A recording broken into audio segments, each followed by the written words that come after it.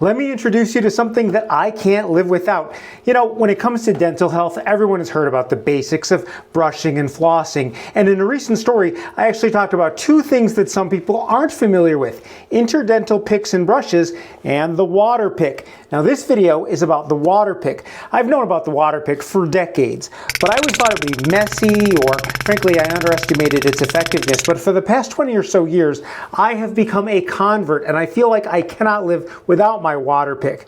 The easiest way to explain why I think this is an essential part of my dental hygiene is actually by showing people how effective it is at removing food and debris even after you have brushed your teeth. But I'm going to warn you, this might seem gross to some people, and if you're one of them, you can just skip ahead to the less gross part where I just show you how to use a WaterPik without making a mess.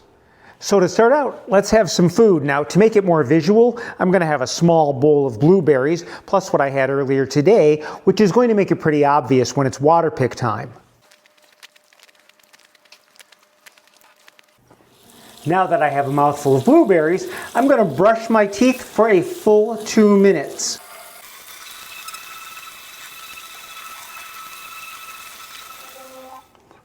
Now at this point, some people would floss to get their teeth even cleaner, but if you're not a flosser, let me show you what a WaterPik is going to flush out from between your teeth and the pockets that are actually below your gum line.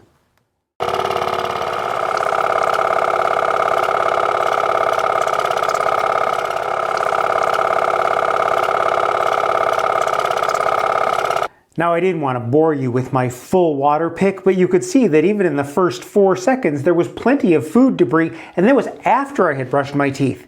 Like I said in the beginning, I used to think the WaterPik would be hard to use, but it's really not, and I'm going to show you how simple it is, step by step, starting with the basics. So if you're not familiar with a WaterPik or any other water flosser, it's basically just a big tank of water that's pumped through tubing to this little tip here that blasts the gunk from your teeth. So step one is to fill the water tank.